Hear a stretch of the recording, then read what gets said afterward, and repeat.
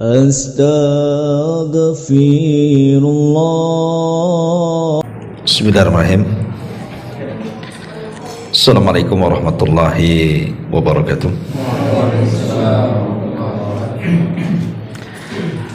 Alhamdulillah wassalatu wassalamu ala rasulillah wa ala alihi wa sahbihi wa mawalah wa la hawla wa la quwata illa billahi wa ba'du.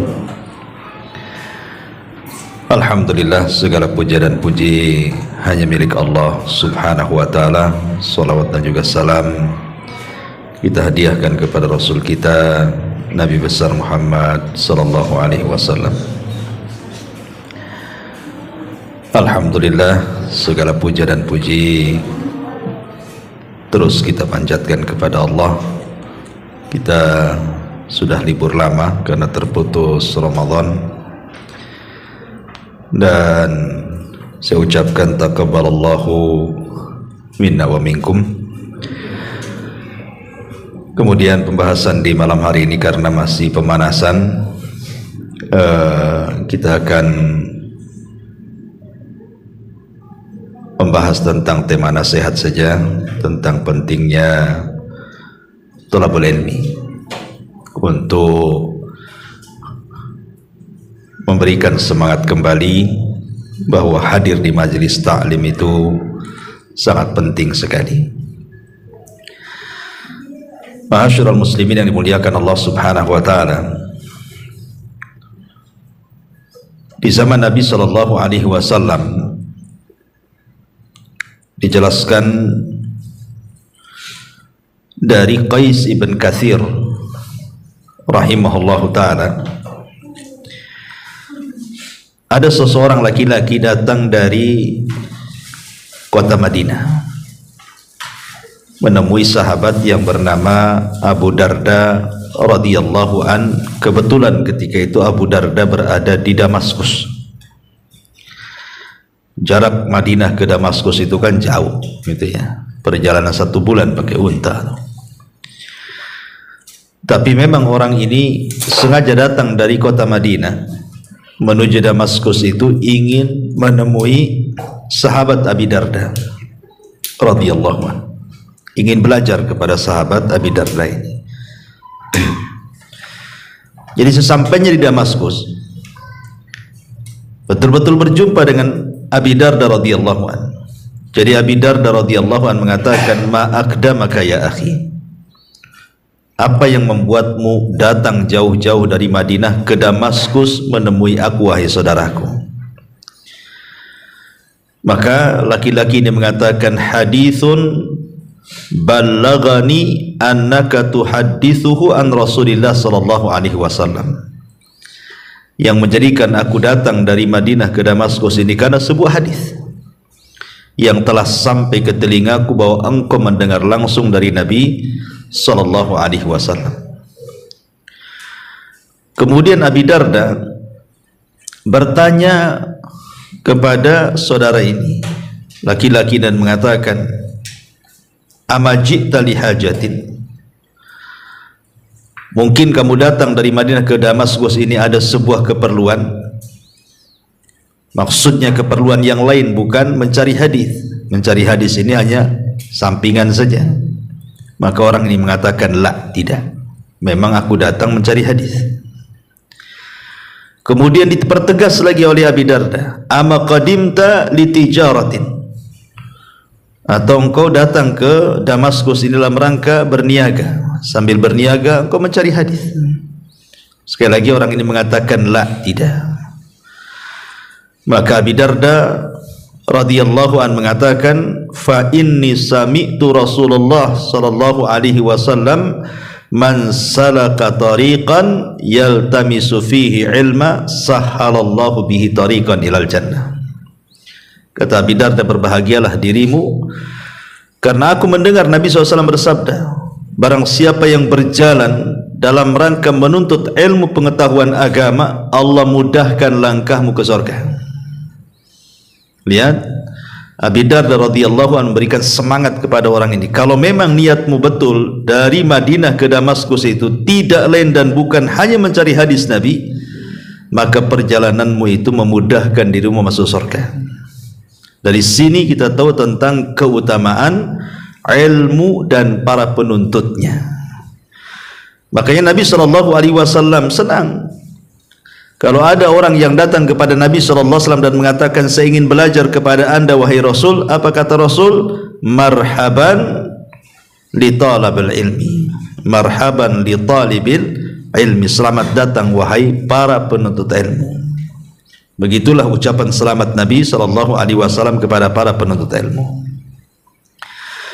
Masalahnya, mungkin ilmu di zaman salaf itu memang sangat dimuliakan. Bukan hanya ilmu, para penuntutnya pun dimuliakan. Tetapi semakin jauh zamannya tentu akan berbeda kondisinya kan. Di zaman sekarang itu sedikit sekali orang yang memuliakan ilmu dan para penuntutnya.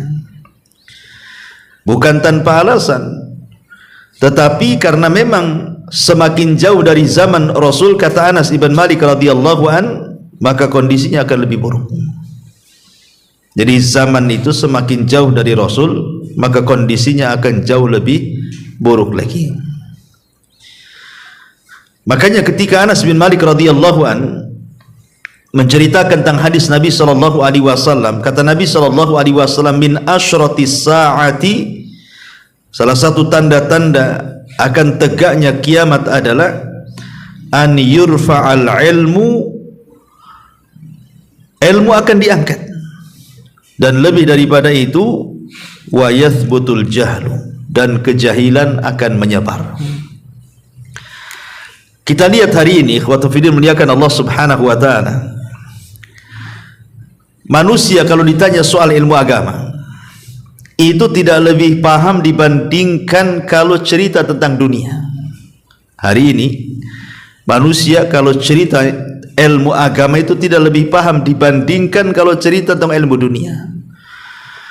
Kalau antum tanya soal handphone, mereknya, ya kan, tipe-tipenya, programnya, semua tahu.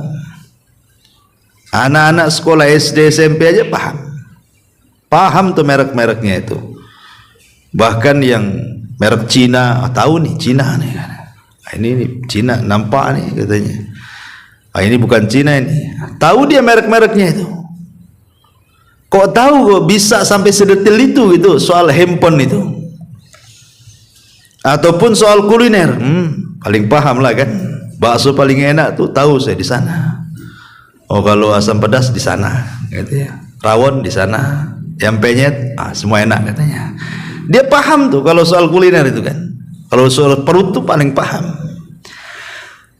Coba kalau ditanya soal ilmu, yang mudah saja, umpamanya ditanya soal beberapa makna ayat dalam Al-Quran. Apa sih makna daripada somad? Ataupun qul a'udzu birabbil falaq, apa itu falak? Ataupun min syarri ghasikin, apa makna ghasik? Mungkin orang tidak tahu, padahal ayat itu dibaca setiap hari itu dalam salat. Makanya Hudzaifah ibn Yaman radhiyallahu an sampai mengatakan, sayati alaikum zaman, akan datang zamannya di mana Islam ini akan tergerus, tidak tersisa kecuali namanya. Sampai nanti akan muncul orang-orang yang sudah tidak paham salat, tidak paham sedekah, tidak paham kurban, tidak paham haji, dan begitu seterusnya. Bahkan nanti pada satu malam akan Allah angkat Al-Quran sehingga tidak ada lagi tulisannya, bahkan tidak ada lagi hafalannya. Dan apa yang disabdakan Rasul 14 abad yang silam sekarang menjadi sebuah kenyataan kan. Orang ditanya soal solat tidak paham. Rata-rata orang solat itu ya mengikuti gerakan imam. Ya, yang penting saya takbir, imam takbir, saya takbir, imam salam, saya tak salam gitu. Tapi kalau dirinci hukum-hukumnya tidak paham tuh. Umpamanya sujud sahwi, kalau saya ngurang sujud sahwinya sebelum salam atau setelah salam. Kalau saya nambah sujud sahwinya sebelum salam atau setelah salam, tidak tahu karena tidak ngaji masalahnya. Kemudian sujud tilawah itu seperti apa? Berapa tempat dalam Al-Quran orang itu boleh sujud tilawah? Kadang-kadang tidak paham. Kecuali orang-orang yang memang hadir di majelis ta'lim ngaji, baru dia paham. Ya. Tapi umumnya orang tidak paham. Coba antum tanya orang-orang awam itu, mana paham? Ya.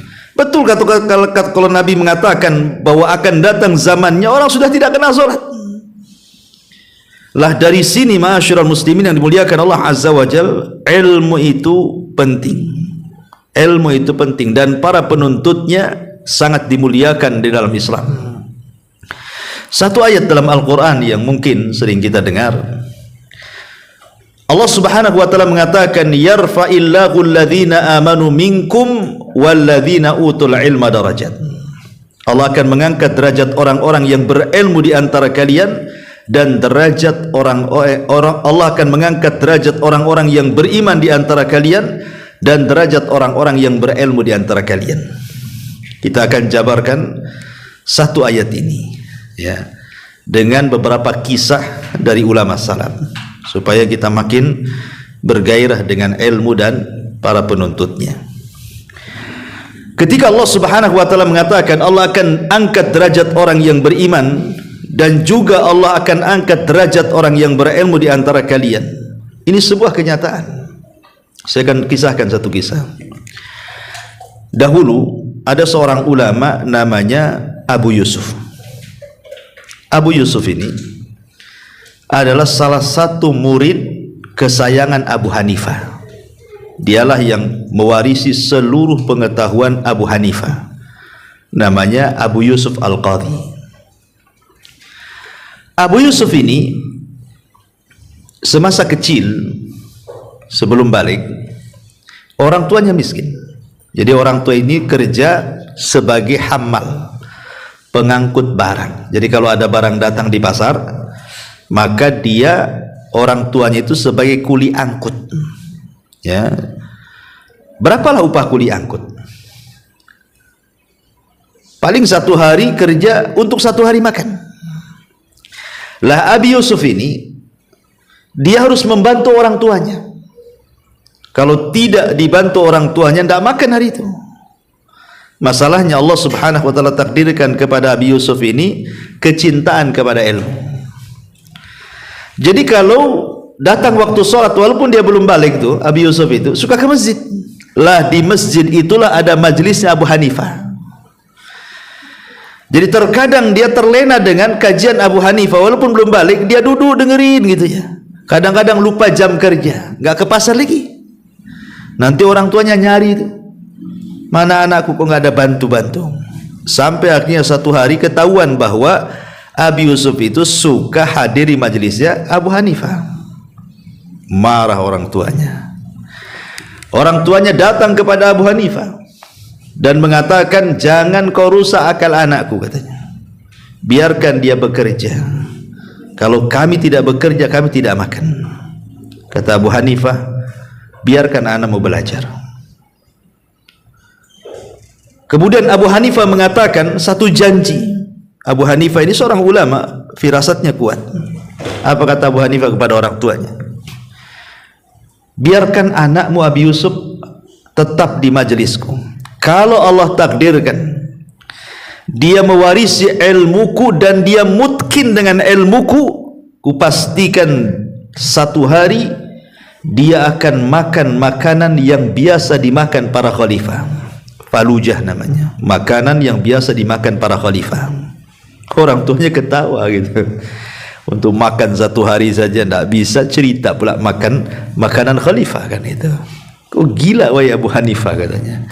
Kau sudah merusak akal anakku, biarkan anakku bekerja, katanya. Akhirnya Abu Hanifah mengatakan, ya sudah gini saja, kamu kalau satu hari bekerja, berapalah kau dapat?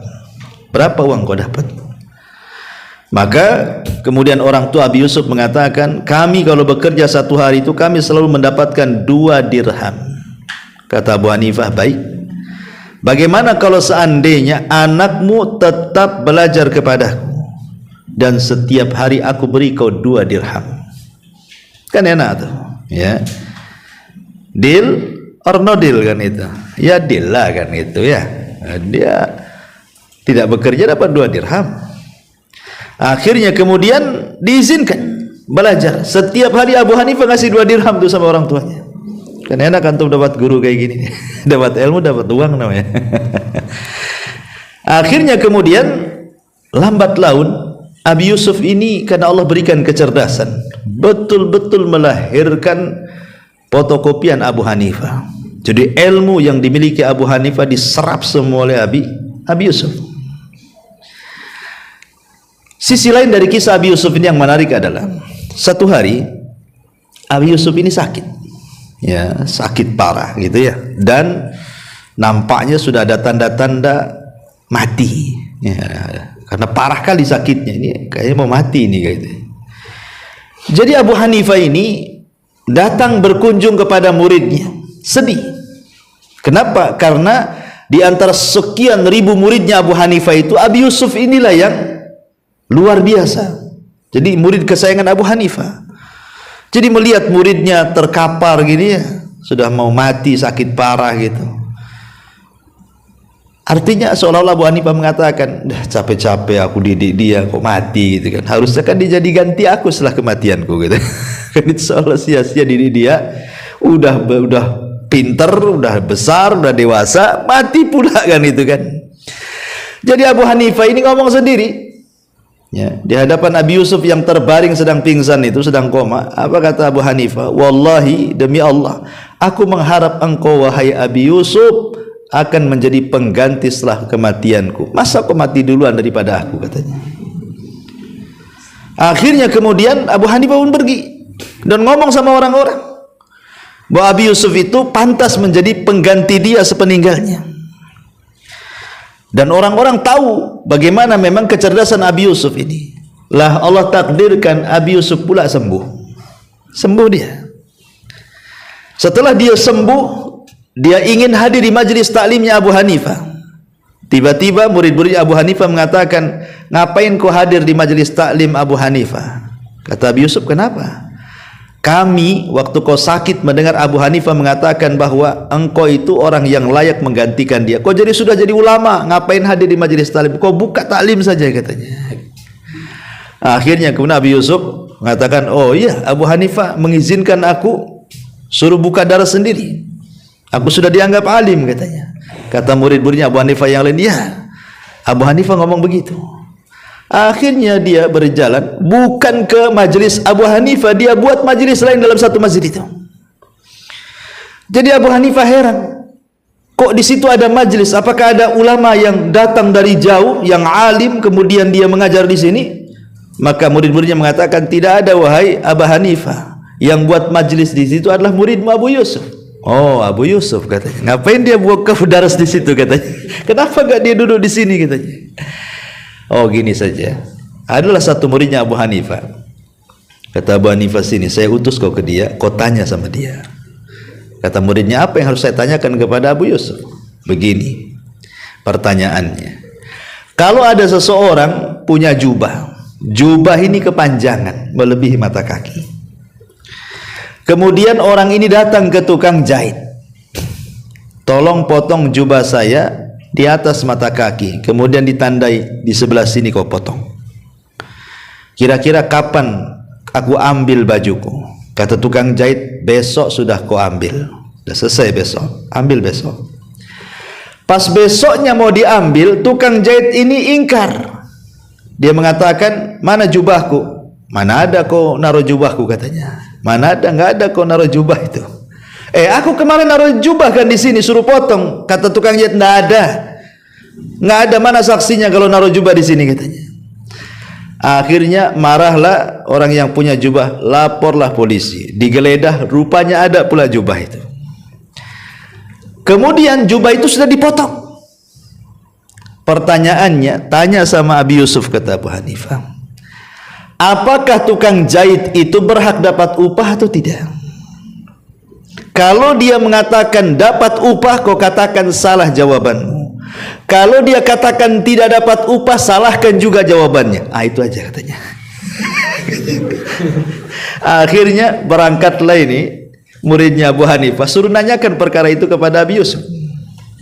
Wahai Abu Yusuf, katanya, saya ingin bertanya. Apa pertanyaan kamu? Kemudian diceritakan seperti tadi. Ada orang punya jubah mau potong, datang ke tukang jahit. Pada waktu mau diambil, tukang jahit mungkir, ingkar dia bahwa dia tidak meletakkan jubahnya di situ. Akhirnya lapor polisi. Digeledah, rupanya ada jubahnya. Pertanyaannya, jubah itu sudah dipotong. Apakah tukang jahit itu berhak mendapatkan upahnya? Kata Abi Yusuf, oh iya berhak. Oh salah kamu. Oh kalau gitu tidak berhak. Salah juga kamu. Ah ini kamu ngetes saya katanya. Gitu. Siapa yang ngasih soalan ini? Pasti bukan kamu. Iya bukan saya. Ini titipan pertanyaan gurumu Abu Hanifah yang di sana tuh. Gitu. Subhanallah. Akhirnya kemudian Abu Yusuf pun setelah selesai ngajar, dia masuk ke darasnya Abu Hanifah. Kemudian bertanya soal-soalan tadi. Kira-kira jawabannya apa? Karena salah dua-duanya masalahnya. Kalau dapat upah dibilang salah, tak dapat upah pun dibilang salah kan gitu ya. Jawabannya macam mana? Dia tanya kepada gurunya Abu Hanifah. Barulah Abu Hanifah menjelaskan. Karena ini kan harus dirinci masalahnya. Kalau seandainya tukang jahit itu, kata Abu Hanifah, dia memotong sesuai dengan permintaan pemilik jubah. Memang dipotong 1 meter, dia potong 1 meter. Ya. Berarti ketika dia motong jubah itu, memang dia motong untuk pemilik jubah. Kemudian setelahnya ada kepikiran ingin mengambilnya. Berarti dia dapat upah. Tapi kalau dia memotong itu tidak sesuai dengan pemilik jubah, pamannya disuruh potong 1 meter malah setengah meter, berarti jubah itu dipotong untuk kehendak penjahit dan dia sudah ada niat jahat untuk mencurinya, berarti tidak dapat upah. Baru Abu Yusuf pun geleng-geleng. Iya masih dangkal ilmuku, aku tidak berhak buat taklim. Habis itu dia tidak mau lagi buka daras gitu. Dia akhirnya jadi murid Abu Hanifah sampai wafat Abu Hanifah. Sejak kejadian itu dia tidak mau lagi buka daras. Betul-betul jadi muridnya Abu Hanifah sampai meninggal. Lah sepeninggal Abu Hanifah, karena Abi Yusuf ini memang betul-betul mewarisi ilmunya Abu Hanifah. Lah ketika itu kan khalifah yang berkuasa adalah Harun ar-Rasyid rahimahullahu taala. Khalifah Harun ar-Rasyid ma'ruf ya. Jadi Harun ar-Rasyid ini sangat mencintai ulama. Dia tertarik dengan Abi Yusuf karena kecerdasannya. Akhirnya kemudian Harun ar-Rasyid mengirim surat agar Abi Yusuf datang ke Basrah dan menjadi qadhi, menjadi hakim besar di Basrah. Karena permintaan khalifah, akhirnya mau. Bayangkan Abi Yusuf menjadi qadhi besar, qadhi kerajaan. Lah ketika pelantikan menjadi qadhi kerajaan, jadi Khalifah Harun ar-Rasyid ini mengumpulkan para pejabat di istana. Ya, ingin mengenalkan qadhi baru ini. Maka Harun ar-Rasyid mendudukkan Abi Yusuf di samping dia, biar tahu pejabat-pejabat inilah qadhi baru. Kemudian setelah duduk di samping Harun ar-Rasyid, kata Harun ar-Rasyid, keluarkan makanan. Lah rupanya makanan yang dihadirkan itu adalah faluja, makanan yang enak tidak dimakan kecuali para khalifah. Ya. Jadi ketika makanan sudah di depan, kata Harun ar-Rasyid, makan wahai imam. Kata Abi Yusuf, malah ketawa lebar dia. Hahaha, ketawa dia. Gak mau makan, malah ketawa dia. Jadi Harun ar-Rasyid mengatakan, apa kau tidak suka? Apa kau mengejek makananku? Kata Abi Yusuf, tidak, katanya. Aku teringat dulu waktu kecil, katanya. Ketika aku pertama jadi murid Abu Hanifah, orang tuaku maki-maki Abu Hanifah dan dibilang gila Abu Hanifah.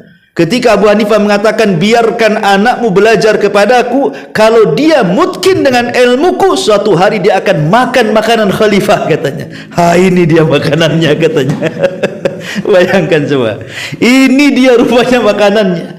Lah dari sini ma'asyiral muslimin yang dimuliakan Allah Azza wa Jal, bagaimana Allah mengangkat derajat orang-orang yang berilmu. Abu Yusuf diangkat sehingga menjadi qadhi dia. Yarfa'illahu alladhina amanu minkum walladzina utul ilma darajat. Ya, memang para ulama diangkat derajatnya. Ya. Baik, ma'asyiral muslimin yang dimuliakan Allah Azza wa Jalla, kisah yang lain. Kisah ini berasal dari seorang ulama namanya A'mash. A'mash ini bahasa Arab, dia beda dengan a'ma. Kalau a'ma itu buta permanen. A'ma itu buta permanen. Kalau A'mash ini tidak buta permanen tapi rabun. Ya. Jadi kurang jelas lihat itu. Jadi A'mash ini kalau mengedipkan mata suka keluar air mata, dan kalau keluar air mata terkadang tertelan kemudian suka meludah. Jadi kalau dia mengajar itu kadang-kadang suka meludah ke arah kiri. Makanya kalau saya buat kajian seperti ini, sebelah kiri jangan ada orang. Itu tempat meludah dia. Ya, walaupun ada satu kisah itu ada murid baru, ya, saking semangatnya belajar sudah nggak dapat tempat di belakang, nampak ada tempat di samping A'mash. Kok kosong sebelah situ ya? Bodoh kali orang kok nggak mau duduk di situ. Dia orang baru, tidak tahu apa-apa. Kan itu. Langsung dia terobos, kemudian duduk di samping A'mash. Orang-orang sudah memberikan arahan jangan duduk di situ. Ya, itu tempat ludahnya. Pakai isyarat, karena kalau A'mash ini mengajar, salah satu cirinya adalah tidak boleh bising. Sempat bising saja, maka A'mash akan menutup kitabnya kemudian pergi dan akan cuti 1 bulan. Jadi kalau berisik nih, antum berisik kan, kalau sekarang kan nerima telepon gitu kan, ya, ataupun ada ringtone handphone gitu, itu kalau antum hadir di majelis A'mash habislah tuh. Langsung tutup buku, pergi bulan depan baru mulai dia kajian. Memang begitu ulama dulu, tidak boleh ada bising-bising. Jadi sudah dikasih isyarat jangan duduk di situ, tapi tidak paham namanya orang baru, duduk pula di samping. Ya, setiap A'mash ini mengedipkan matanya, kemudian termakan ngeludah, kan kena lagi dia. Sampai selesai majelis, bayangkan penuh dengan ludah kepalanya. Subhan. Karena dia tidak boleh berisik. Kalau berisik dia bisa dimarahi orang. Ya, nanti orang-orang jadi jauh-jauh sudah ingin belajar gara-gara dia. Akhirnya A'mash tak mau ngajar lagi kan itu. Jadi satu hari A'mash ini mengajar, ada yang berisik. Entah masalahnya apa, berisiklah ini salah satu murid A'mash ini. Marah A'mash. Akhirnya marah inilah ditutup darasnya, tidak mau ngajar lagi. Kemudian kata A'mash, karena ada yang berisik, saya tidak akan mengajar kecuali bulan depan. Bayangkan ya, kalau diterapkan seperti ini, nggak peduli bukan. Bulan 2 bulan nggak ngaji pun tidak apa-apa. Orang sekarang nggak tertarik dengan ilmu. Nggak ada ustadz itu, ada ustadz yang lain. Jadi akhirnya 1 bulan full A'mash tak mau ngajar. Adalah 2 orang itu dari negeri yang sangat jauh sekali, berjalan dengan kaki mereka, ingin datang belajar kepada A'mash. Tidak tahu kalau seandainya waktu itu A'mash sedang marah, tidak mau ngajar selama 1 bulan. Jadi dia sudah datang jauh-jauh dengan kaki itu. Ketika datang ke majelis A'mash tidak ada orang yang belajar di situ. Baru orang ngasih tahu bahwa A'mash tidak mau mengajar, lagi marah dia. Kalau kau ingin mengambil ilmunya, tunggu bulan depan katanya. Akhirnya pusinglah 2 orang ini, jauh-jauh datang, tidak ada majelis. Lah qadarullah ketika itu ada kematian, ada orang meninggal. Jadi A'mash ini hadir di orang yang meninggal itu, ya, ikut mengantarkan jenazahnya ke kuburan. Karena A'mash ini kan buta orangnya, bukan buta rabun ya, rabun tak nampak, bukan buta permanen. A'mash itu rabun tidak nampak. Jadi 2 orang ini bersiasat. Ketika nampak ada A'mash, yang salah satunya mengatakan, ya wahai imam, bagaimana kalau seandainya aku antar engkau pulang? Ya, karena dari pekuburan saya antar kau pulang. Kira-kira rumahmu di mana, saya antar katanya. Kata A'mash, jazakallah khairan, masya Allah, baik, saya siap diantar. Akhirnya diantar, bukan ke arah rumah, tapi ke arah lain. Ya, dibawa ke padang pasir. Kata A'mash, ini bukan jalan pulang ini. Enggak, ini jalan pulang katanya. Sampai ke padang pasir, bayangkan. Setelah sampai di padang pasir, maka anak muda ini mengatakan, ya imam, kau tahu sekarang kau ada di mana? Kata A'mash, tidak tahu aku ada di mana. Kau ada di padang pasir, banyak serigala di sini. Ya, kalau engkau ingin selamat diantar pulang, hadithni mi'ata hadithin, berikan kami 100 hadis katanya. Bacakan untuk kami 100 hadis, ku antar kau pulang.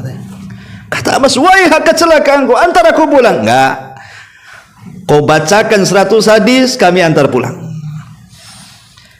Amas tidak mau. Maka anak muda ini mengatakan, kalau tak mau, aku biarkan kau di sini, kau dimakan serigala, katanya. Mau cerita atau dimakan serigala? Kurang ajar sama gurunya. Ya. Akhirnya kemudian terpaksalah Amas pun membacakan beberapa hadis Nabi SAW. Langsung dicatat oleh anak muda ini. Setiap Amas membaca satu hadis dicatat, 2 hadis dicatat, 3 hadis dicatat, sampai 30 hadis lebih. Kata Amas mengatakan, sudah antar saya pulang, sudah aku kasih kau 30 hadis lebih. Oh tidak, aku minta 100 hadis. Coba ingat. Akhirnya terpaksalah Amas membacakan 100 hadis. Sudah selesai 100 hadis dari catatnya, barulah anak muda ini mengantar pulang ke rumah Amas. Ya. Ketika Amas ini sudah tahu bahwa dia berada di depan rumahnya, langsung berteriak dia. Tetapi anak muda ini pintar, kan 2 orang. Jadi sebelum sampai ke rumah Amas, catatannya diberikan ke kawannya. Jadi dia hanya mengantarkan Amas saja. Ketika Amas sudah sampai di rumah, dia berteriak, "Alis, Alis, pencuri, pencuri," katanya. "Tangkap dia," katanya. Orang-orang datang, murid-muridnya, ditangkaplah anak muda ini. Kata anak muda ini, "Saya tidak mencuri, saya mengantar Amas pulang," katanya. "Oh enggak, dia mencuri, ambil papan katanya." Maksudnya papan tulisannya. Digeledah, tak ada papan, wahai imam, katanya. Anak muda ini, "Mana papan?" Kadang udah dikasihkan kawannya. Ya. Jadi Amas pun sudah putus asa, dipanggil anak muda sini. Ya. "Sebaiknya kau hapus semua riwayat yang aku sudah bacakan kepadamu." Kata anak muda ini, "Tidak, aku jauh-jauh datang ingin belajar kepadamu," katanya. Akhirnya Amas mengatakan, "Tahu enggak kenapa aku suruh hapus? Karena 100 hadis yang aku bacakan semuanya lemah," katanya. Semuanya lemah, katanya kan. "Ngapain kau tulis? Hapus," katanya. "Itu semua hadisnya lemah," katanya. Tapi anak muda ini cerdas, ya, dan mengatakan, "Ya imam, saya enggak yakin hadis itu lemah. Engkau ini orang yang paling bertakwa, yang paling wara', yang paling zuhud, ahli ibadah. Tidak mungkin kau menyampaikan hadis palsu. Pasti semua hadis yang kau berikan kepada kami semua sahih," katanya. "Nggak ada hadis. Kau ini takut sama Allah," katanya.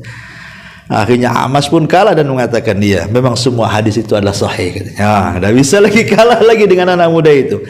Lah dari kisah ini lihat bagaimana semangat orang dulu cari hadis sampai diculik ustadznya. Ada orang sekarang nyurik ustadz untuk minta diajari usul salasah, ya kan? Mana ada sekarang. Antum culik anak ke Barelang gitu kan. Ayo, kalau enggak diajari saya enggak akan antar balik. Apa-apa, tinggal pasang grab gitu. Artinya bahwa sampai seperti itu loh, maksudnya orang dulu itu belajar. Ya, dan itu menunjukkan apa? Himmah. Himmah itu semangat thalabul ilmi. Karena mereka tahu bahwa orang-orang yang thalabul ilmi itu diangkat derajatnya. Ya. Ma'asyiral muslimin yang dimuliakan Allah Azza wa Jalla. Dan kalau kita lihat orang-orang dulu, contoh saja kisah Zaid ibn Hubbab rahimahullahu ta'ala. Ada seorang ulama salaf namanya Zaid ibn Hubbab. Nah, Zaid ibn Hubbab ini seorang ulama hadis, ya. Dia datang ke Kufah. Di Kufah itu ulama yang kondang siapa? Sufyan ats-Tsauri. Itulah ulama Kufah. Ulama dunia itu namanya Sufyan ats-Tsauri. Dia punya madhab namanya Tsauri, tapi madhabnya hilang karena tidak disebarkan murid-muridnya. Lain dengan Imam Syafi'i, Imam Ahmad, Malik, Abu Hanifah, itu kan disebarkan murid-muridnya, makanya madhabnya tidak hilang. Padahal Sufyan ats-Tsauri ini lebih dulu dibandingkan ulama 4 madhab, ya, karena dia ulama lebih salaf lagi gitu ya. Jadi Sufyan ats-Tsauri ini ketika Zaid ibn Hubbab hadir di majelis Sufyan ats-Tsauri, Sufyan ats-Tsauri membacakan satu riwayat di mana Nabi SAW bersabda, "Farqu ma baina siyamina wa siyami ahlil kitab akalat sahur." Perbedaan puasa kita dengan puasa ahli kitab itu dimakan sahur. Jadi kalau kita makan sahur berarti puasa kita berbeda dengan puasa ahli kitab. Lah sebelum membacakan hadis ini, Sufyan ats-Tsauri menyebutkan sanadnya. Di antara sanadnya adalah, "Aku mengambil hadis ini dari guruku namanya Usamah bin Zaid." Dan Usamah bin Zaid mengambil dari gurunya namanya Musa ibn Ulayyah, dan begitu seterusnya sampai kepada Nabi. Kemudian dibacakan hadis, "Farqu ma baina siyamina wa siyami ahlil kitab akalat sahur." Jadi ketika Zaid ibn Hubab ini hendak keluar dari majlisnya Sufyan Ats-Tsauri, tiba-tiba salah satu murid Sufyan Ats-Tsauri memberitahu bahwa Usamah bin Zaid itu masih hidup. Maksudnya gurunya Sufyan Ats-Tsauri yang meriwayatkan hadis tadi. Jadi Zaid ibn Hubab bertanya, kalau dia masih hidup, gurunya Sufyan Ats-Tsauri ini, di mana dia? Maka orang-orang mengatakan dia tinggal di Madinah. Akhirnya ketika masih mendengar, masih hidup nih Usamah bin Zaid ini, maka Zaid bin Hubab pun langsung menyiapkan kendaraannya dari Kufah, Irak loh. Kufah itu Irak, ya, ke Madinah, hanya ingin memastikan bahwa Sufyan Ats-Tsauri itu mengambil dari Usamah bin Zaid. Dan Usamah bin Zaid di Madinah. Berangkat dia sampai di Madinah, berjumpa dengan Usamah bin Zaid. Kemudian kata Zaid ibn Hubab, betul engkau mendengar hadis Nabi SAW dari Musa ibn Ulayyah bahwa perbedaan puasa kami dengan puasa ahli kitab dimakan sahur. Kata Usamah bin Zaid, iya aku mendengarnya. Sudah, memastikan saja. Kemudian dia hendak pulang ke Kufah. Ketika hendak pulang ke Kufah, murid-muridnya Usamah ini, Usamah bin Zaid ini yang ada di Madinah, memberitahu bahwa gurunya Usamah bin Zaid namanya Musa ibn Ulayyah ini, yang dia mengambil hadis dari dia, masih hidup juga, tapi ada di Mesir. Bayangkan, ada di Mesir orangnya, masih hidup, masih orangnya di Mesir. Nggak jadi dia pulang ke Kufah. Dari Madinah lanjut ke Mesir dia, jalan darat ikhwan, pakai unta. Ya, ketika sampai di Mesir, jumpalah dengan Musa ibn Ulayyah.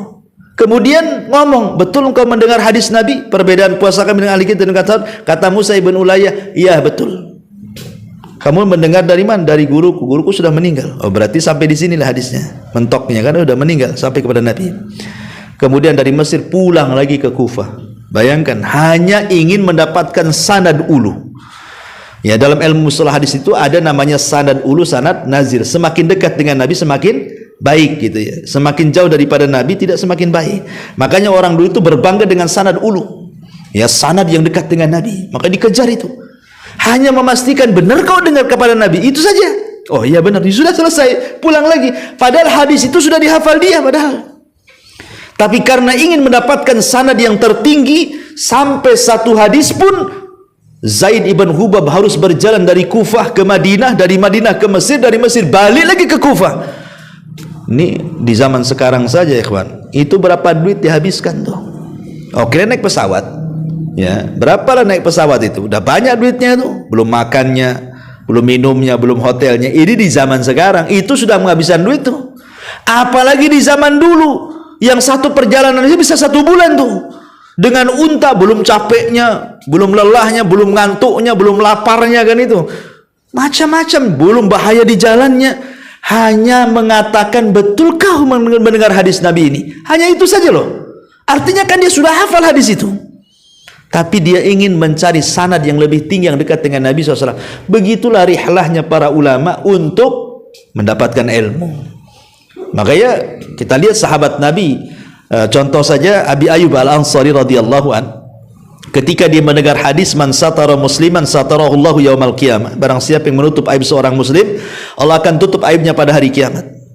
Lah Abi Ayyub Al-Ansari ini mendengar hadis ini dari seorang sahabat yang ada di kota Madinah. Masalahnya sahabat yang ada di kota Madinah tidak mendengar langsung dari Nabi, tapi dia orang ketiga, orang keduanya adalah Uqbah bin Amir. Uqbah bin Amir ada di Mesir, ya. Makanya kemudian Abi Ayyub Al-Ansari berjalan dari Madinah ke Mesir, hanya ingin memastikan engkau mendengar langsung dari Nabi. Padahal dia sudah dapat hadis itu, tapi dari sahabat yang tidak mendengar langsung dari Nabi, hanya ingin mendapatkan sanad yang tinggi. Berjalan Abi Ayyub Al-Ansari dari Madinah ke Mesir. Dan ini juga sama dengan kejadian seorang sahabat namanya Jabir bin Abdullah radhiyallahu an, ketika mendengar hadis yuhsyarun nas yaumal qiyamah khufatan uratan ghurlan. Pada hari kiamat manusia akan dikumpulkan telanjang, tidak pakai sandal, kembali tidak dikhitan, tidak ada harta di badan kan. Lah Jabir ini mendengar dari seorang sahabat Nabi di Madinah, tapi tidak mendengar langsung dari Nabi, tapi mendengar dari Abdullah ibn Unes. Lah Abdullah ibn Unes inilah yang mendengar langsung dari Nabi. Masalahnya tidak ada di Madinah. Di mana? Ada di Syam. Bayangkan, ada di Irak. Jadi Jabir harus berjalan tuh dari Madinah ke Irak tuh untuk menemui Abdullah bin Unais, memastikan betul nggak kau dapat dari Nabi? Iya. Pulang lagi. Hanya itu saja, bayangkan. Orang dulu menghabiskan uang karena bagi mereka itu uang tidak berharga dibandingkan ilmu. Kalau sekarang terbalik, uang lebih berharga dibandingkan ilmu. Kalau malam ini ada bisnis, nah nantilah lebih dulu kajian anak datang nih. Kayaknya di rumah ini ada proyek nih katanya. Nah, minggu depan aja lah saya hadir gitu. Orang sekarang lebih mementingkan proyek dibandingkan hadir di majelis taklim, karena memang saya ulangi bahwa ilmu tidak lebih berharga dibandingkan zaman dulu. Zaman dulu ilmu yang berharga. Ya, maka para penuntutnya pun sangat berharga. Bahkan saking mulianya sebuah ilmu itu, orang belajar saja harus ada ujiannya orang dulu tuh. Contoh ke kisah Amas tadi ya. Amas itu karena dari mana-mana datang belajar kepada dia, maka dia akan melihat siapa yang sungguh-sungguh, siapa yang tidak. Jadi dia tidak sembarang menerima murid itu. Dia hanya menerima yang sungguh-sungguh saja. Kalau nggak sungguh-sungguh, disuruh pulang sama dia. Sehingga dia buat ujian. Caranya gimana? Rumahnya itu dipagari, benteng tinggi-tinggi, nggak ada pintunya. Nggak ada pintunya bentengnya itu. Gimana caranya masuk tuh? Pintunya kecil saja. Kecil saja. Itu pun tidak bisa masuk kecuali harus merangkak kepalanya dulu baru masuk tuh. Ya. Kemudian setelah masuk dari benteng itu, Amas menyediakan anjing galak. Ya. Jadi kalau dia berhasil masuk, dia akan dikejar oleh anjing. Ya. Kalau seandainya dia ketakutan balik lagi, tak dapat hadis dia. Ngetes ditaruh anjing, bayangkan. Jadi kalau dia berhasil menghindari anjing masuk ke rumah Amas, dapat dia satu hadis lah. Ya.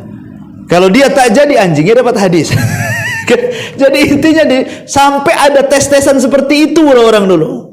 Kalau orang sekarang kan enggak, ya tesnya tes lisan atau tertulis, duanya uang lah kan itu. Gitu. Jadi sampai seperti itu ulama itu menyeleksi orang sungguh-sungguh mau belajar atau tidak. Karena orang dulu itu sangat menghargai hadis Nabi Shallallahu Alaihi Wasallam. Inilah diantara kisah-kisah, ya mungkin pemanasan kita saja untuk malam ini, karena sudah jam 9 juga. Soalnya kita lanjutkan minggu depan tafsirnya, ya mudah-mudahan ada manfaatnya. Kita tutup dengan doa kafaratul majlis. Subhanakallahumma bihamdika asyhadu an la ilaha illa anta astaghfiruka wa atubu ilaik. Allahu ta'ala alam. Assalamualaikum warahmatullahi wabarakatuh.